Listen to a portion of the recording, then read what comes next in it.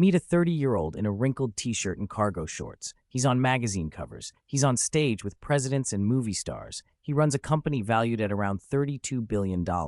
People call him the smartest guy in finance, the good billionaire, the one who says he's doing it all to give the money away. 10 days. That's how long it took for all of it, the $32 billion, the empire, the golden reputation, to completely collapse. Not over years, over a single week and a half, and billions of dollars of ordinary people's money vanished with it. I'm Mr. Finance, and today we're breaking open the fall of FTX, how the most trusted name in crypto turned out to be hiding a hole where the money should have been, how it unraveled in 10 days, and the one lesson that could protect your money from the next version of this. Because there's always a next version. Let's open it up. First, what the company even did, because the whole trick hides in this. FTX was a crypto exchange. Think of it as a marketplace where regular people could turn their dollars into cryptocurrency and back again. You'd send your money to FTX, and they'd hold it for you while you bought and sold. Simple. Millions of people used it. Here's the key thing to understand. When you put your money on an exchange like that, they're holding it for you. It's like a coat check. You hand over your coat, you get a ticket, and you trust that your coat is hanging safely in the back, untouched, ready whenever you want it. The entire business runs on one invisible promise. Your stuff is still there. FTX became one of the biggest and most trusted in the world. It sponsored a giant sports arena. It ran splashy ads with celebrities. Its founder testified to lawmakers and posed as the responsible adult of a wild industry. Everyone believed the coats were in the back. That belief was the whole company. Now the image, because the image is what made people drop their guard. The founder didn't act like a typical billionaire. He drove a modest car, he wore the same rumpled clothes everywhere, and he talked constantly about how he was only getting rich in order to give it all away to good causes. It was a beautiful story, the selfless genius, the billionaire you could trust because he didn't seem to care about money. And that story worked like a spell. Serious investors handed over money without checking carefully, partly because everyone else was, and partly because who would doubt the humble guy giving it all away? Reporters wrote glowing profiles. The image did what a good image always does in these stories. It replaced the boring questions. Nobody wanted to be the cynic who asked, "Wait, where exactly is the money?" That question, it turned out, was the only one that mattered. Here's the part that turns a business story into a crime story. The founder didn't just run the exchange, the coat check. He also secretly ran a separate company on the side, a trading firm that gambled on crypto with its own bets.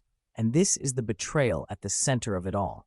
The customer's money, the coats people handed over, trusting they were safe in the back, was quietly funneled to that trading firm and used for its risky bets. The promise was, your money just sits here, safe, yours. The reality was, your money was being gambled somewhere else, without your knowledge.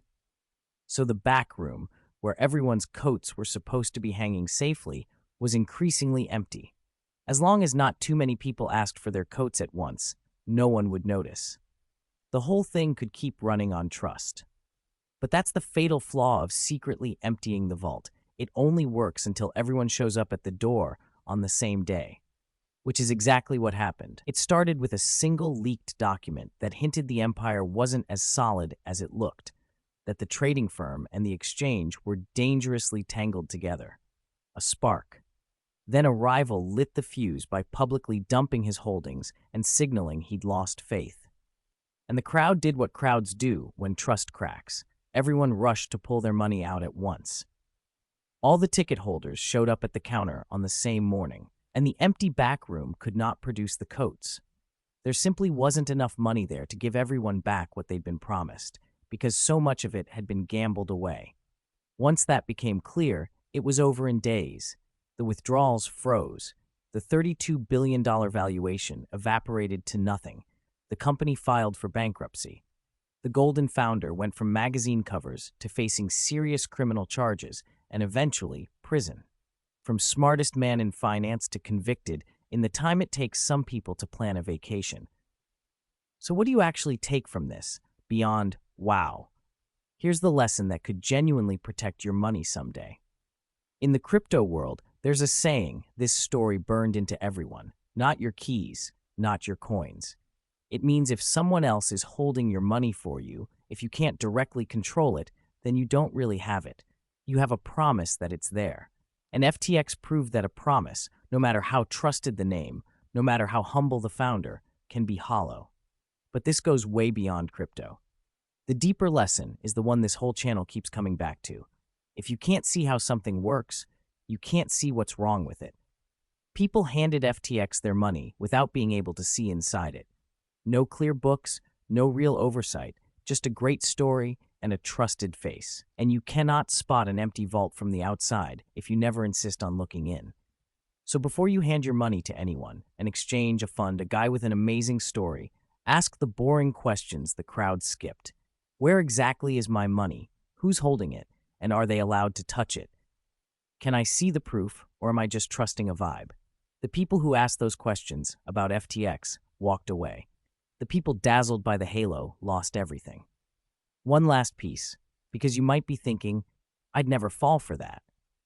The scary truth, some of the smartest, most experienced investors in the world did fall for it. Big professional funds handed over enormous sums. So how? Partly it was the halo, the humble genius story, but mostly it was a thing that traps even smart people. Everyone assumed someone else had checked. The big investors figured the other big investors must have looked under the hood. The reporters figured the regulators had. Round and round, each person trusting the crowd instead of the facts, until it turned out almost no one had actually verified where the money was. That's the quiet danger in every one of these collapses. It's not that people are dumb. It's that a confident crowd feels like safety, when sometimes it's just a lot of people making the same unchecked assumption at the same time. Real safety isn't everyone's doing it.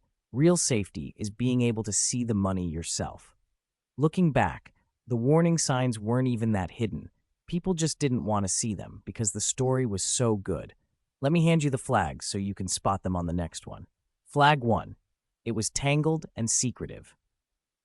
The exchange and the founder's private trading firm were knotted together in ways nobody could clearly explain.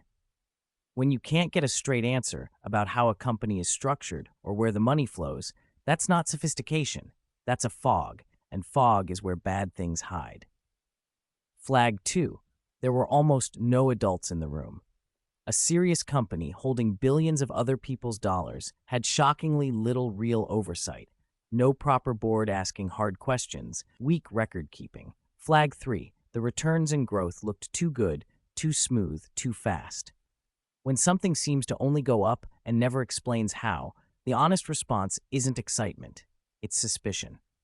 And flag 4, the one that ties them all together. A great story was doing the job that proof should have been doing.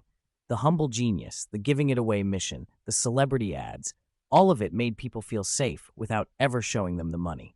Anytime you notice that a story is the main reason you trust something financial, stop and ask for the proof underneath it.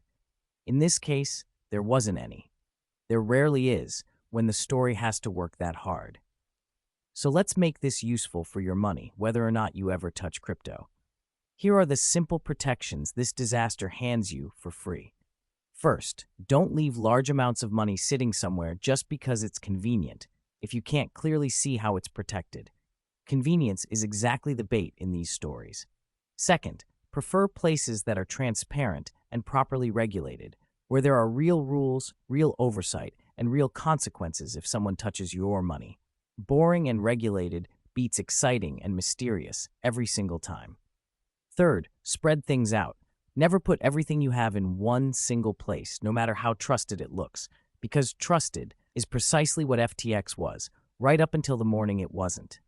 And the quiet truth underneath all of it, the most boring corners of finance, simple, regulated, transparent, diversified, are boring because they're hard to blow up. The dazzling, complicated, trust me corners are where the spectacular disasters live. You don't need to be a genius to avoid the next FTX. You need to prefer the things you can see, keep control of what you can, and stay suspicious of any place where a beautiful story is standing, where the proof should be. So the fall of FTX wasn't really about crypto. Crypto was just the stage. It was about the oldest trick there is. Take people's money, promise it's safe, quietly use it somewhere else, and hope no one asks to see it until it's too late. A great story, a trusted face, and an empty vault behind the curtain. And the honest anchor. This isn't a reason to fear all of crypto or all investing. It's a reason to never confuse a good story with proof. Never hand over money you can't see or control. And remember that everyone trusts them is not the same as it's actually safe. For most people, most of the time, keeping the core of your money in simple, transparent, boring places beats chasing the dazzling new thing everyone swears by. So tell me in the comments, which financial collapse should I break open next? Drop the name. The wildest one becomes the next video. Take care of your money. If you can't see where it's kept, you don't really have it yet.